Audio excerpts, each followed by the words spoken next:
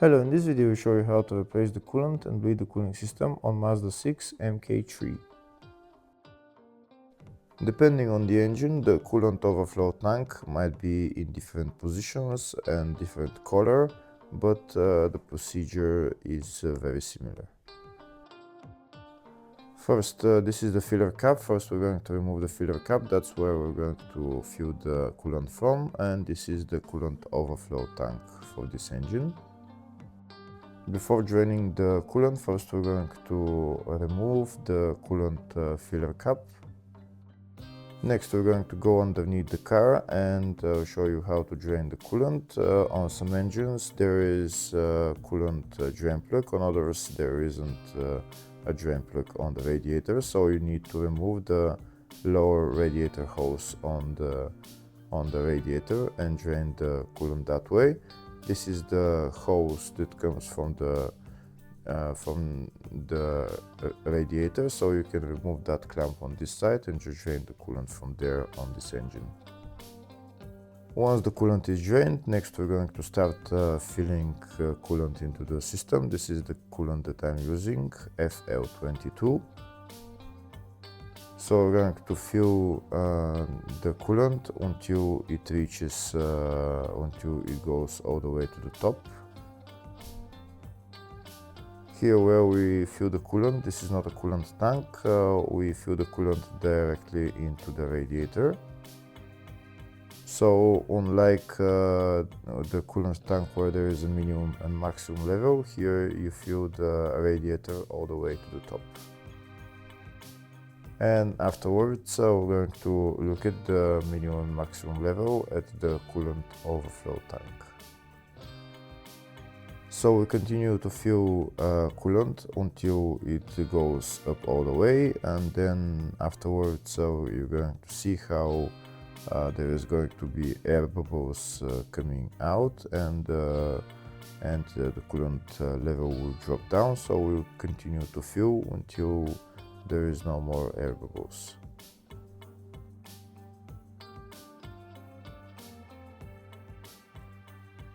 Here you can see when we fill the coolant to the top, there is air bubbles coming out and the level of the coolant is dropping, so we continue to do that. If the video is useful, please like and comment on the video and subscribe to the channel to see more videos like this.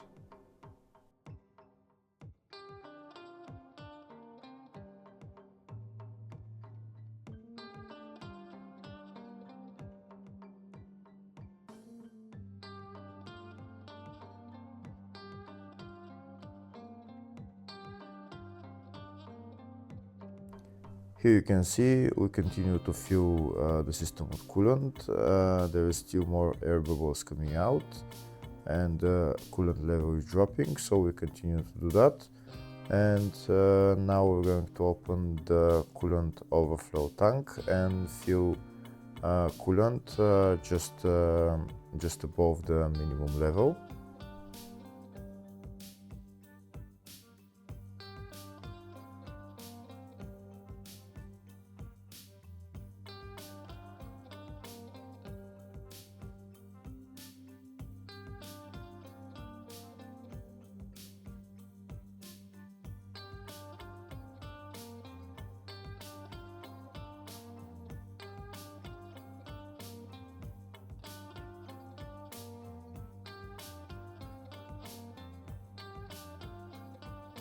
Okay, so now I filled the coolant just above the minimum level. Next I'm going to press the upper radiator hose as well, and I'm going to continue to fill some coolant into the radiator.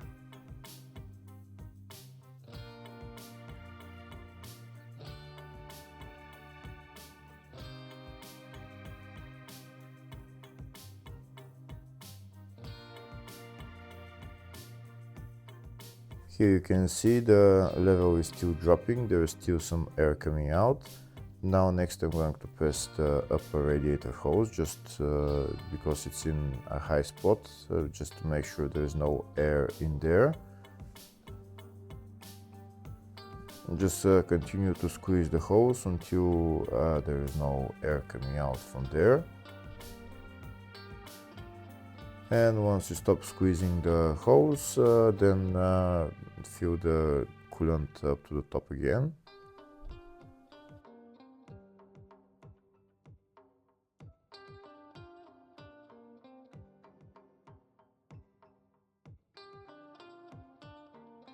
Then repeat the procedure, squeeze the upper radiator hose again, and then fill it up all the way to the top.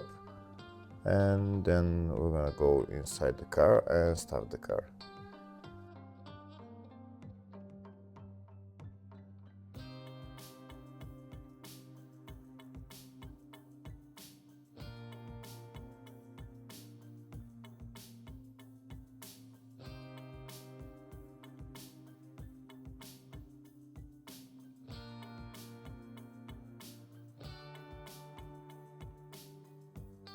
Now I'm going to remove the funnel and we'll see the level of the coolant. You can see here it's almost all the way to the top. Now we go inside the car, turn the ignition on and don't start the car just yet. Go to the heater and turn the heater to the maximum temperature. The maximum temperature on this car is 29 degrees. Then turn the blower motor to the lowest setting or to the number one setting, not to the 0, the number one setting. This way the heater valve on the heater core opens, and then coolant will flow into the heater core. Next we're going to start the car and let the car run until it goes to normal operating temperature. For the car to go to normal operating temperature, it will usually take about 15-20 minutes. So we can go outside the car and just look at the level of the coolant and fill it as necessary. Now we're going to see the level of the coolant. We can see the level of the coolant dropped. The car is running right now. We're going to press the upper radiator hose for a little bit just to make sure there is not air in there. And then I'm going to put my funnel on and start adding coolant until again goes all the way to the top.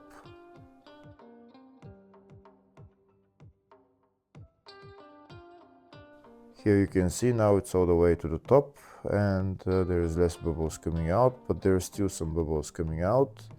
Here you can see there's some bubbles coming out, not too much, but once the bubbles are coming out, that means the system is being bled.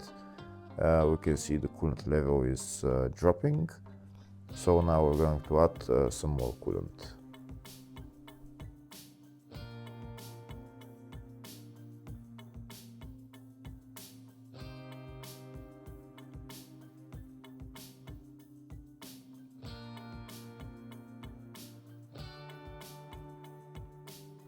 Now we can see that when we add coolant, there is no more air bubbles coming out, so that means the system has almost been bled all the way.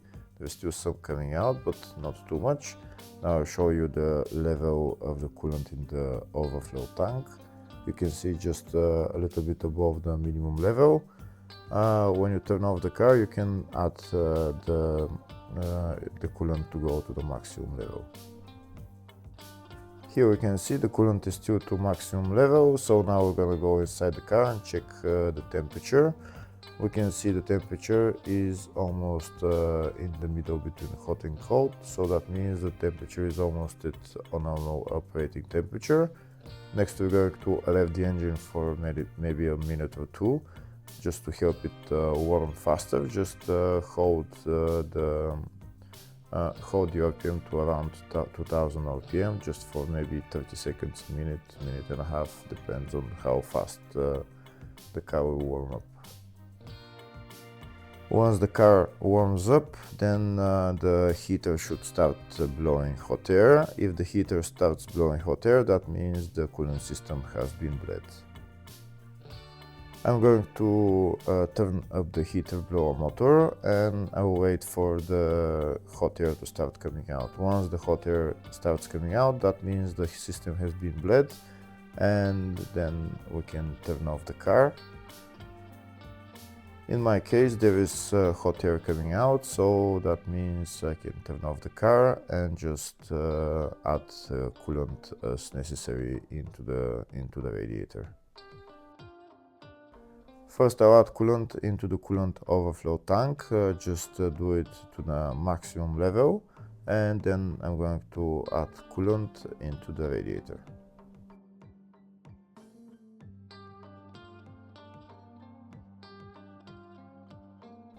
In the radiator again, just add coolant until it goes up to the maximum level, until it reaches the top.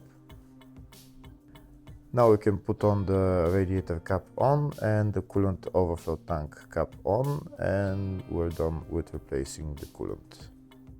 After the car becomes cold, check the level of the coolant again and add as necessary. Next, I'll show you the bleeding procedure in the service manual.